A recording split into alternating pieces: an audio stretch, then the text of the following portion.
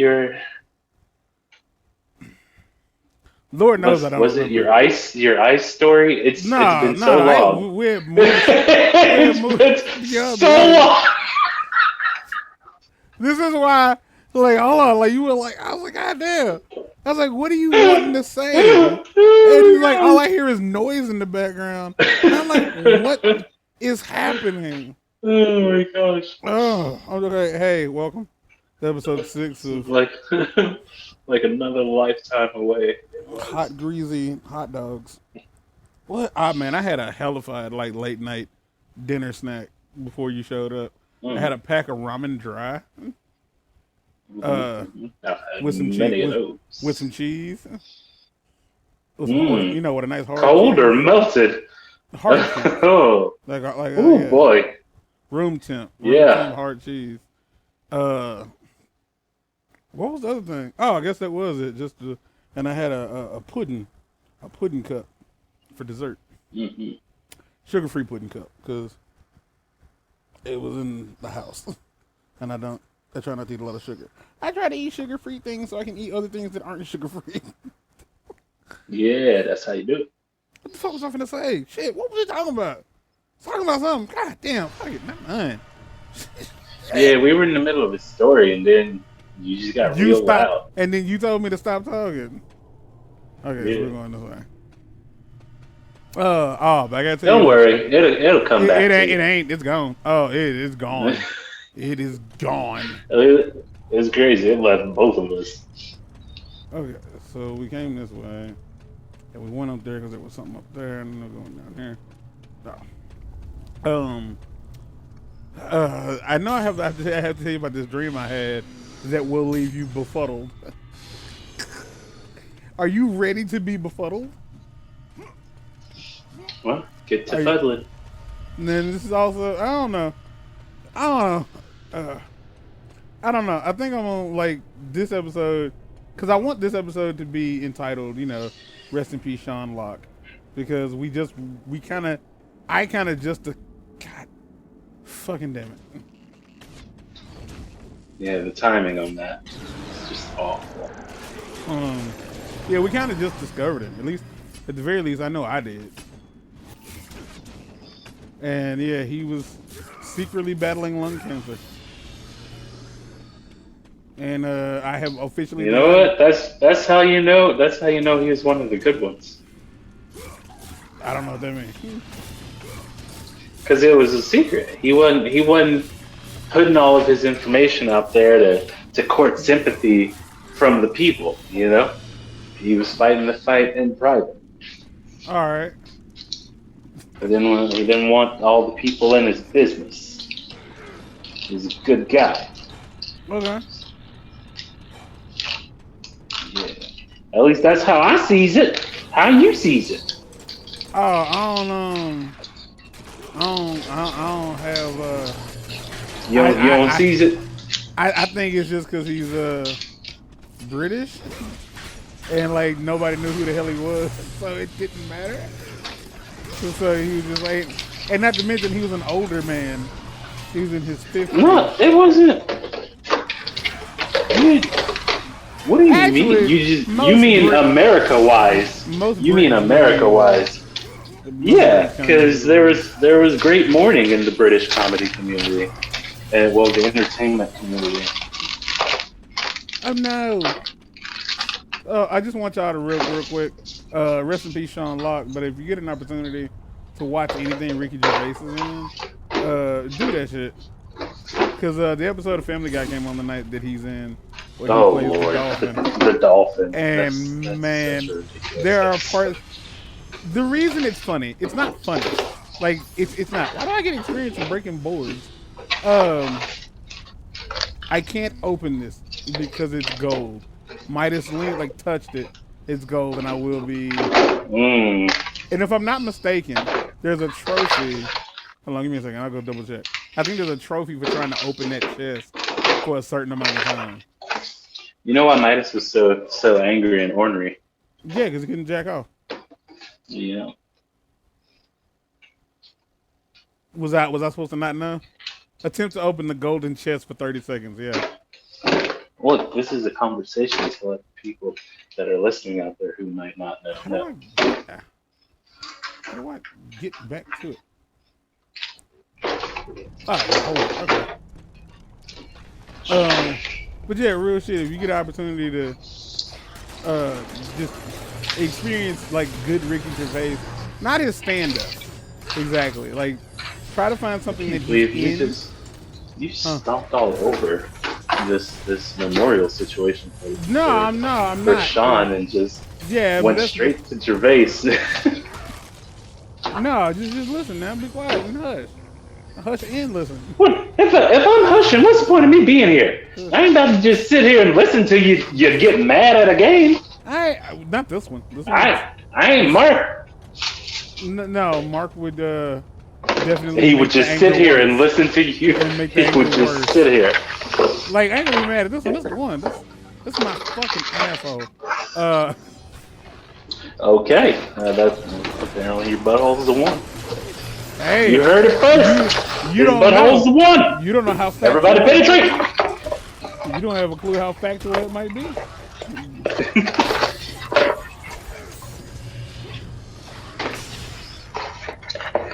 He has, as the youths would say, that good. No, that's not what I was saying at all.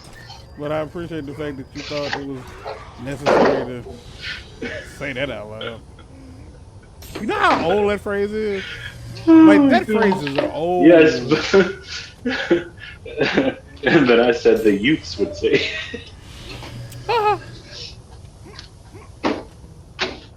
No, I'm not, cause like I'm not trying to stomp all over, trying to like disrespect or disrupt Mr. Locke's non-memorial, cause we're not doing that. I'm just naming the video. Rest in peace, Sean Locke. That's his name, right? The more I say it, the more I say it, the weirder it sounds. I like that they had a running gag that he was an abusive drunk. Like, that he liked to start bar fights, and he's like, I don't know why this is a thing. Fuck. Just your friendly neighborhood curmudgeon. That's all. Oh, okay. I'm just terrible at life. As long as but the thing I'm trying to say, and if I can go ahead and just get it out, I can stop trying to say it. Find something that Ricky Gervais is in that he's not the main focus. Like, if you try to you want the good shit, find him talking to Carl Pilkington. Ricky Gervais's laugh is the most infectious shit on the planet to me. Ricky Gervais is very funny when interacting with other people. He's very funny in general, but it's just seeing him interact with other people. It's a different level. Yeah, it is. And he was, because he doesn't. You see his timing, his comedic timing, because he didn't have to sit and think and write the funny things that he says, but they're still funny. It also helps that he's offensive. And he doesn't care about being offensive. Oh yes, very much so, very much so. And I want to point out that I hate that when it comes to him, assholes have just he has a quote that says just because you're upset, just because you're offended doesn't make you right. And so assholes on YouTube have whenever they try to justify, I'm gonna say something mean. And you can't get mad at me, or whatever fuck. That's what they'll say. It's just because you're offended doesn't make you right. And I was like, I understand. You're within context. What he said made sense. You're just saying it because you're an asshole, and you want people. Which I don't even understand. What difference does it make to you? What good is it to be an asshole if you care about people being offended? You know what I'm saying? Because proper buttholes give 0 F's. Yeah, because that's the point. The point is you're an asshole you're saying things intentionally to upset people and hurt their feelings, or at the very least, you don't care about upsetting people and hurting their feelings. We've been recording for 10 minutes, and I haven't heard the game at all because I've had it muted. Now, the sound's being recorded, so it's not a problem, but that's how used to this game I am. Like, I didn't realize I couldn't hear it. But yeah, like, that's something. Oh, man, I hit the wrong buttons. Oh, no. But yeah, listening to Ricky laugh. Because, like, any episode of 8 out of 10 Cats, or any clips where Sean... There's only one. I've only seen one where Sean completely broke. Like, completely broke. And it was Joe. It was Joe did it. Oh, you mean from someone else? Because there's one that he did himself, that he broke himself. He broke... Oh, I didn't catch that one. Is Joe Masterson? I can't remember. I can't remember which one it was, but he absolutely smashed himself. Is it the homeless looking dude? You know the one who got fired? And God damn it. You know what I'm talking about? You know what I'm talking about? The homeless dude. The homeless looking dude. Joe. His name is Joe. Not Lysett, obviously. The other Joe. The one with the big beard. Yeah. Yeah, the one who got fired. Yeah, okay. Yeah, he had a poem. He wrote a poem called I just named you. Like, basically the bit is he's in a public urinal and he's like, I remember that. Yeah. It's interesting that you can nickname your penis, but you can't nickname other people's penises. And so the entire poem is about this person, or like is from the point of view of this person who decided that he's going to nickname people's penises as he stands in the public urinal. And that one broke Sean completely. Like, that one completely, like, knocked Sean, like, on his ass. Because there's a point where he just says, "Stop talking." Like, when they breaking Jimmy is like, all right, cool. They kind of broke Jimmy. Everybody breaks Jimmy. Well, not Sean, John, James, and all the dudes break Jimmy. The women rarely break Jimmy. The Irish chick, I like. You know who I'm talking about? Ashling, yeah. Yeah, like I want to go somewhere with her, cause like when she dressed up as Jimmy. Yeah, she's a good one. It's like, why'd the chicken cross the road? Because your mama's fat. It's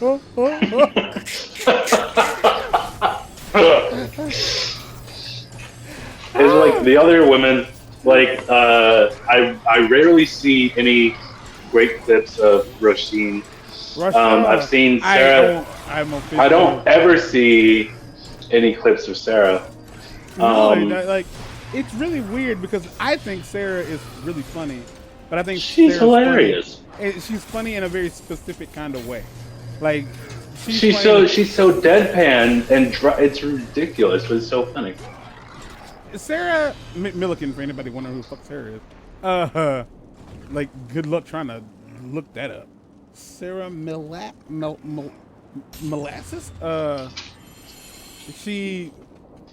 It's the fact that she switches from like this really sweet, like high pitched, like, you know, unassuming voice to this one right here, and it's like, yeah, that's a good hunk of the funny for me. But like, no, you don't see any of hers, and I think it's kind of sad because like in that environment, she does not thrive. In that environment, she doesn't thrive because it's being around all those other comedians. Yeah. And I wouldn't even say it's because they're comedians.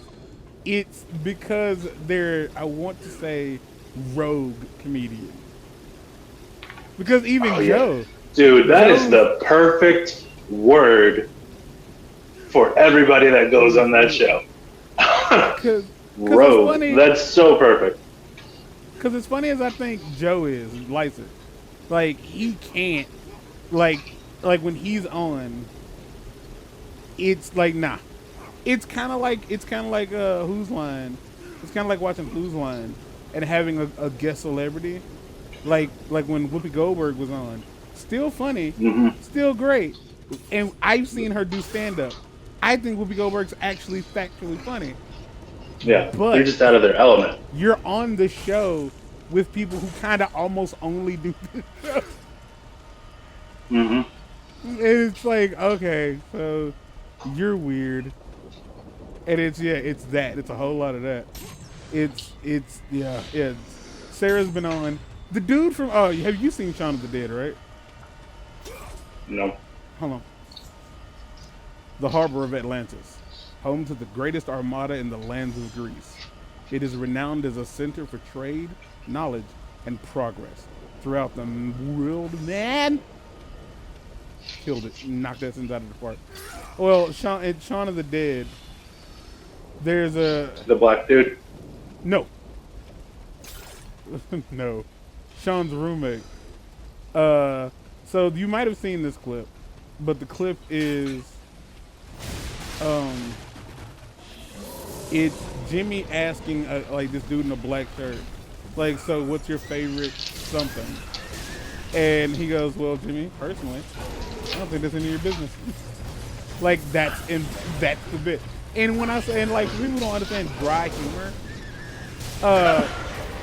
here's what dry humor is. Let's take, for instance, Kevin Hart. Kevin Hart will do something like what's that shit? Say it with your chest, or you gonna learn today. Like, yeah, he'll say stuff like that, and it's like you can clearly see that's the funny. That's the punchline. Dry humor. Well, because he's had to tell them why it's funny though.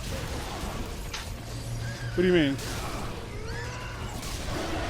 Because the story behind those is that he's doing them as impressions of someone else. Yeah. So he's had to tell the audience why it's funny. Yeah. That doesn't happen with dry humor. No, with dry humor, it's usually offensive. Like, to be completely honest, it's usually offensive, but it's said almost as a statement. So like one I can remember is by Anthony Jeselnik, and he says like, yeah, my parents found my drugs in my bedroom. I was out one day and my parents found my drugs. They were high for hours, and that's the joke. There's no more to it. Like it subjects expectation, because it's like, well, first off, he's an adult. Who expected him to get in trouble? Is Jeselnik the driest American comedian? No. Going today? Okay, maybe. Because I was gonna say Mitch Hedberg, but he's dead. So. Yeah. That's why I said going today. Yeah. But even Mitch Hedberg wasn't completely dry. Like he wasn't completely dry, because he was something. But it's really that's what he's known for, though. Yeah, because he broke himself on many occasions. But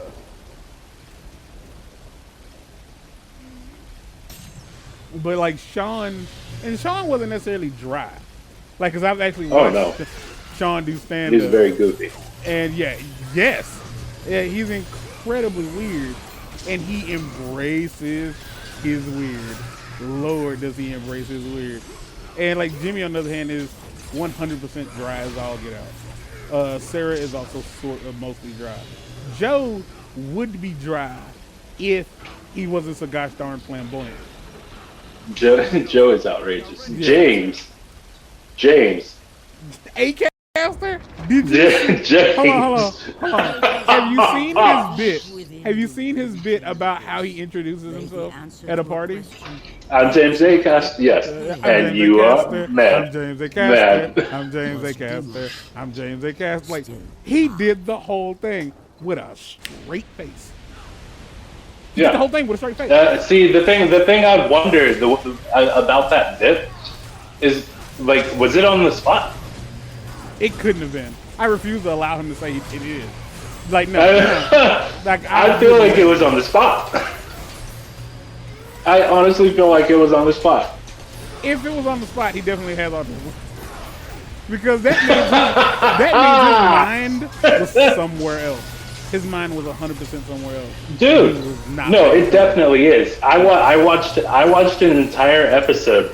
I think it was because of a clip that you sent me, and then YouTube just kept suggesting James videos, and so I just kept watching them. And I watched an entire episode of a game show that he was on, and it was one of the funniest things I've watched in months. Like, I'm coming around, honestly. Like, John used to be my favorite member on the panel, but James is sneaking up on him. John is still my favorite member by far, as far as like consistent members.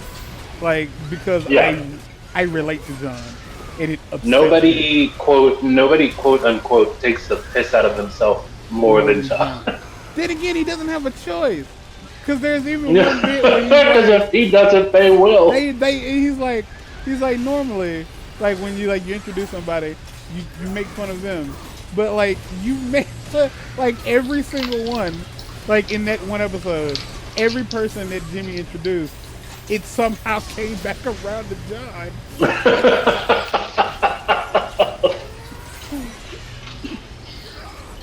And then there's the episode with the dude from the Irish dude. I forget who he is, but I think he's hilarious. The Irish dude.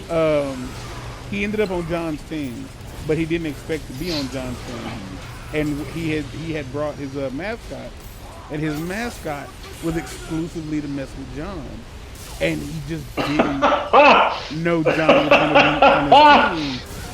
And so what he brought was a disc tray, like a flatware tray. You know, the thing you put in the drawer, to, like, you know, yada yada yada. And he was like, and I can just I know if I can just sit this here and like mix it all up, it'll like bother him.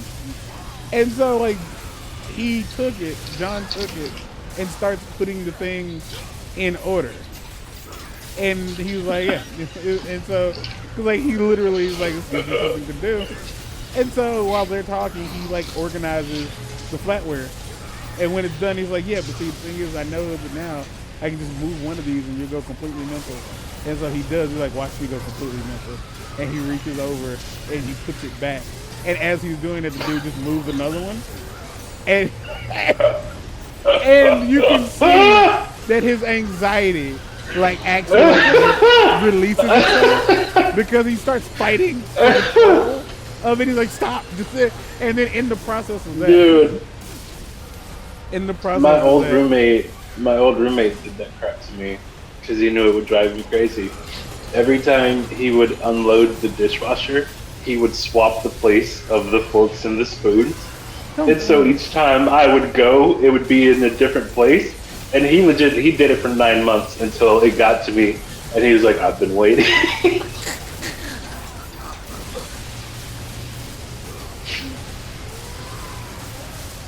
That's one of those things where in your heart of hearts, you're doing it and you're like, I know this is annoying.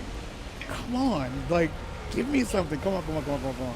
Yeah, but at the same time, like, I knew that he knew it would annoy me, so I was just like, I can't let him know. I can't. No. It took him 9 months to break me. Because it gets to a point where you're like, I was wondering if you were ever going to say anything, because I almost stopped because I thought it was annoying. But John is by far like he was the baby of everybody on the show. Oh, 100%. And I was going to try to say this. I'll tell you my favorite bit. Oh, go on. I have the world's biggest crush on Roisin. I don't. Here's the scary part. She has the funniest looking face. Okay, here's the fucked up thing. She reminds me of one of my cousins. No. Yeah, right? Which, you know. Just like personality wise? Nah, kind of, sort of. One of my cousins from St. Louis. She is funny. Yeah, like, but it's not necessarily her personality. that gets me. It's like they kind of have like when Roshin smiles, they look almost the same. Like their facial structure is so similar. I was like, oh, that's so weird. And their sense of humor is kind of similar because Roshin isn't offensive. And personally, I think she's too dumb to be. Oh my gosh. Just seeing Jimmy just rail on her and freaking Rob about how dumb they are. Fantastic. Rob, I think the best bit that I think the best joke he ever got off on Rob was saying that like when Rob was a kid, he when he was a kid he was classified as a vicious dog because of his teeth.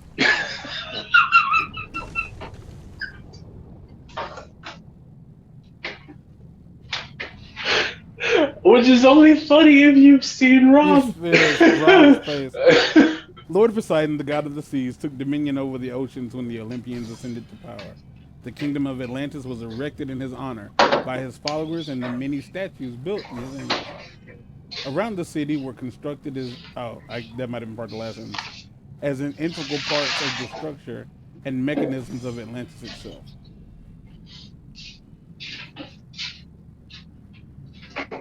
But yeah, like the way he makes fun of Rob, it feels, you kind of feel bad for him, but at the same time, yeah, because he rags on Rob harder than he does John.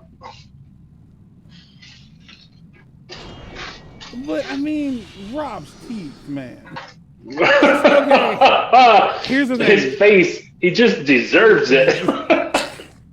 For those who don't understand, I might like. Uriel, send me a picture of Rob. Like, look one up and just send it to me on Messenger, so I can try to remember to put this in the bottom corner when I'm editing this. Type. Hold on. Let me see. Let's say 2650. Man. So I'll put it around that timestamp it. Okay, I'll try to put that in the thing. His face complements his teeth. Because he's white as all get out, and the thing is, he has big teeth. He just has really big fucking teeth. Like it's a joke. I wouldn't say this is a joke, but a bit that I often think about. When I say I often think about it, I mean I think about it so goddamn often. It's sad. Eddie Griffin, the black comedian man. Has a stand-up special called Dysfunctional Family. And it's old at this point. It's very old at this point. You can tell if you look at a picture of Eddie Griffin now and a picture and like him during that concert. It's old. There's a bit in that where he talks about like the first time he met his father and he came home from school and there was a dude just sitting on their couch and he asks his mom, who is that? And she tells him it's your dad. And so she looks at him, he looks at him, and he's like, how the fuck double jump. And he's like, how, yeah? He's like, pointing at his nose. He points out like another feature. And the thing that I think about all the time is he goes, and a row of motherfucking choppers. Yeah, that's him. And I was like, so if you've ever seen Eddie Griffin, it's kind of like that. Yeah, because when you see Eddie Griffin, his teeth walk into the room first. Yes, and that's the same with Josh.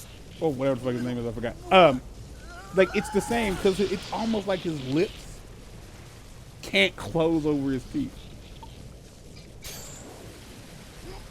Basically, Rob just lends himself to the jokes made about him. And he understands that he knows, because the thing is, he knows he's aware of what he looks like. Because like, we know comedy comes from pain, and looking like that, Rob definitely felt pain as a child. Like he's people did not let him forget what he looked like. He's the type of dude that if like he told you if he told you he had a toothache, you'd pray for him.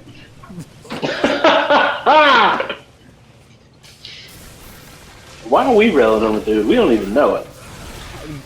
It's all love, though, cuz. Like, I'm not making fun of him. I am just.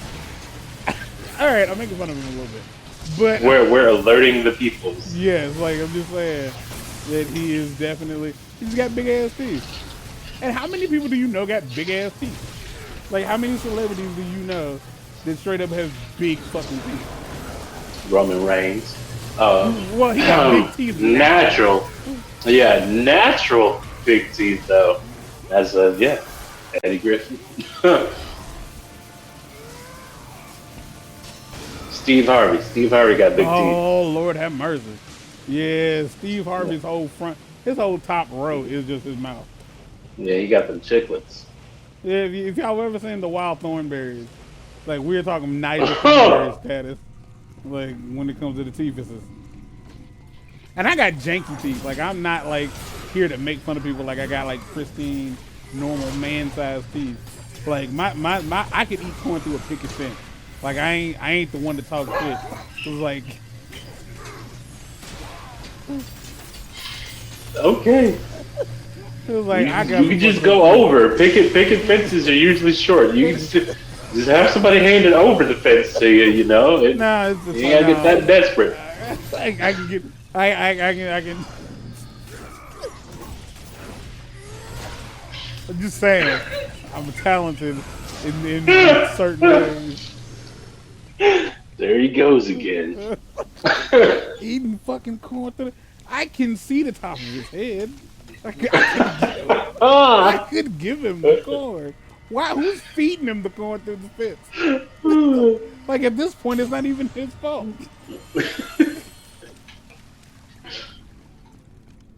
And he's on a sidewalk.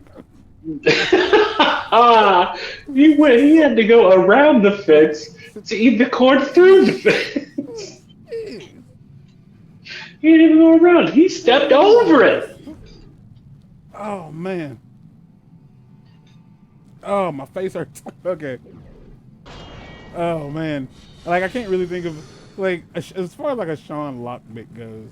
There's too many because Sean was like their Colin Lockery, honestly. Oh, I can tell you my favorite. Please regale us.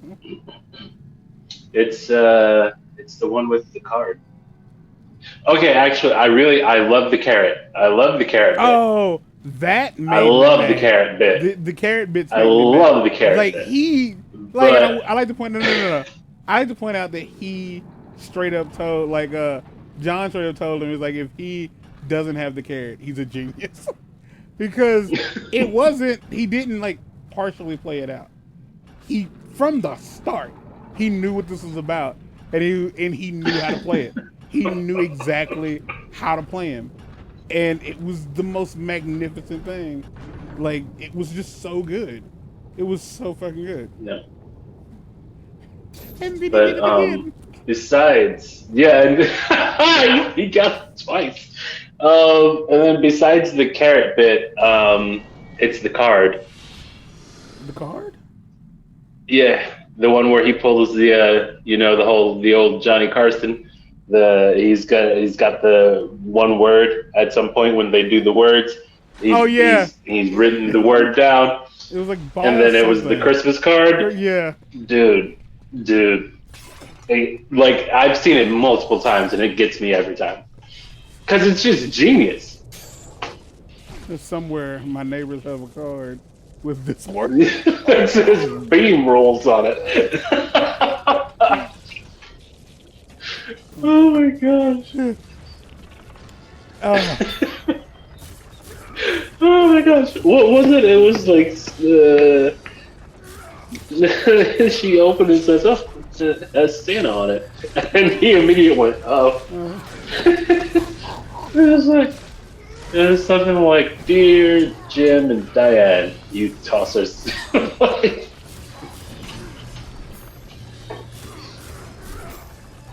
It's a brilliant bit. It's just brilliant. It like the way he plays and it off. Honestly, someday I'm gonna steal it. Okay, I'm gonna steal it. I'm gonna write it into something, or if I ever get to the point where I'm on a show like that, I'm gonna. I want to say that I don't think anybody could like blame, like could really say, well, you stole it from him specifically. Like, no, No, like no. that I love the bit. I honored the bit. But I'm saying like that bit has been done. No, but before. Yeah, but the way it's just the way he played it off, though. Because in the beginning, it was so serious. It was so serious. He almost died walking, trying to get the card to Rachel. Like he tripped twice.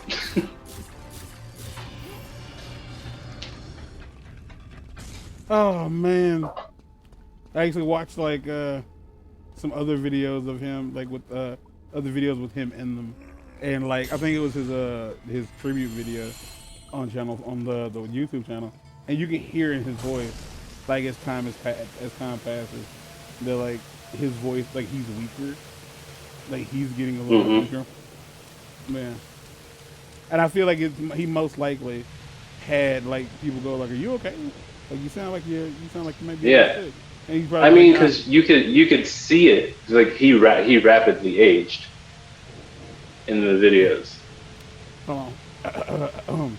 The power of the god of the seas inside the kingdom of Atlantis is channeled at nexus points spread throughout the city. But imbued with this power, the effigies of Poseidon can focus this energy to activate the structures and mechanisms around Atlantis. And I'm going to use them. Well, not, I didn't do it right.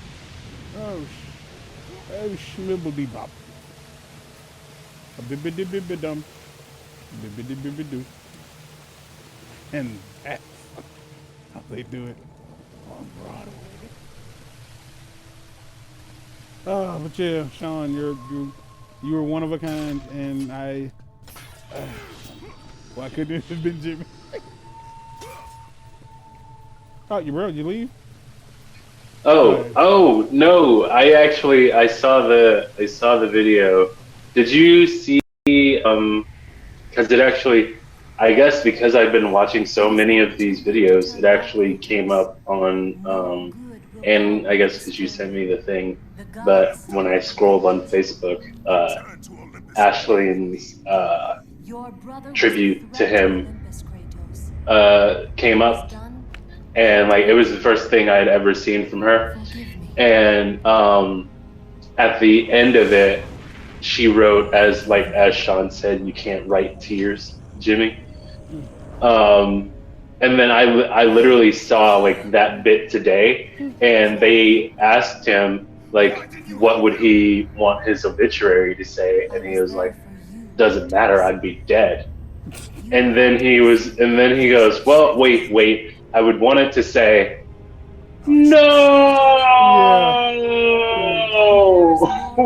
why?"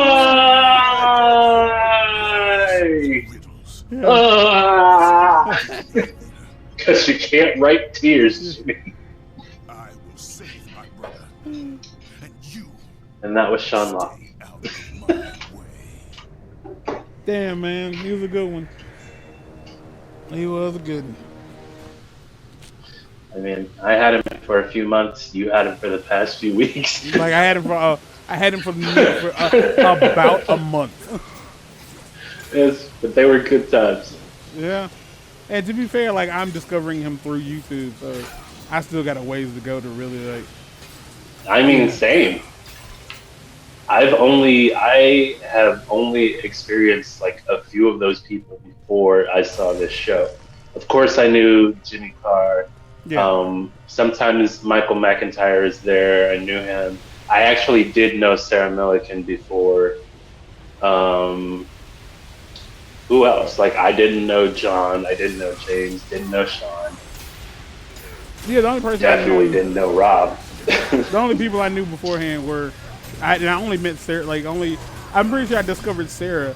Well, I discovered 8 out of 10 Cats, which is the name of the thing. 8 out of 10 Cats does count down. The number 8 out of the number 10. Which is 2 different shows. Yes, there's 8 out of 10 Cats, which is a game show. Which is kind of like Family Feud, and like the whole objective of that is to try to not figure out, but take a guess at what is like most popular, like what's the most popular conversation topic amongst the British. But with comedians telling anecdotes in between. Yeah. It's a fun time. And then 8 out of 10 Cats Does Countdown is basically the same cast from 8 out of 10 Cats doing a show. There was a show called Countdown, and this is basically that form. It's that show with that cast. So it's kind of like Whose Line Is It Anyway does like $1 Million Pyramid or something like that. Yeah. Wheel of Fortune. But we don't have anything like that in America where, it's the same I would thing. watch Ryan, Colin, and Wayne play Wheel of Fortune. Yeah. I would. We don't have anything like that because anytime we've ever tried to try something like that, it just bombed. Like, a lot of the times, British shows don't translate well over here. Well, it's more along the lines of, like, the idea of, like, it's a panel game show. And I think most Americans don't want panel game shows. I think they want... Anymore, because they used to be all the rage. Well, when I say panel, I mean, like, it's the same people or, like, a very, like, small rotation of people every week. And it's usually, like... Yeah, but you have to think about, like, the freaking 60s and 70s, though, with Match Game. Like, that was pretty much always the same celebrities. Even going into the 90s with, what was it? Hollywood Squares. Yeah, I was going to say that. It's like, yeah, that's the closest thing that, we can describe it. It's like the cast. Yeah, and they tried to bring that back. Then they did Hip Hop Squares. Ugh. That sounds like death on a cheese Ritz. When did VH1 become the channel for black people? Early 2000s. When they started doing Flavor of Love. If anybody's wondering, pretty much. The Flavor of Love is armpit. If anybody was wondering what that flavor was, it's armpit. I thought it was spit. Nah, it ain't spit. It's armpit because it's technically it's New York's cooch. That's the Flavor of Love. Whoa. Oh God, no, it's not.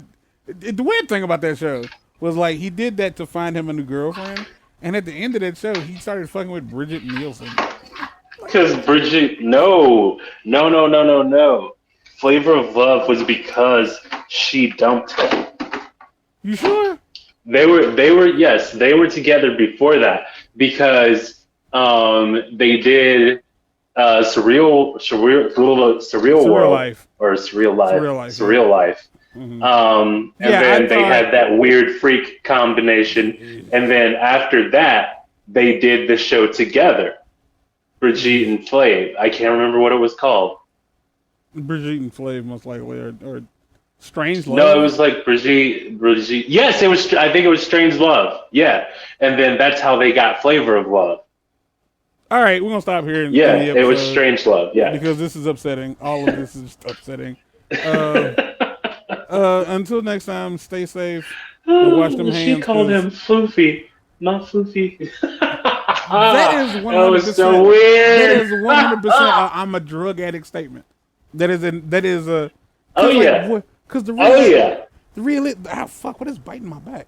The reality is that bitch could not remember his name. She was drunk all the time. Like, that was a good time. And I'm not what was gonna your lie. favorite season of Surreal Life? I'm not gonna lie. It's a little racist to a degree because she straight up couldn't remember this black ass dude's name and just said fuck it. Call it whatever I want to. And she managed to remember the bullshit nickname she gave him. I only watched one season of Surreal Life. I only watched one. We'll talk about it next time. Until next time, y'all. Nah.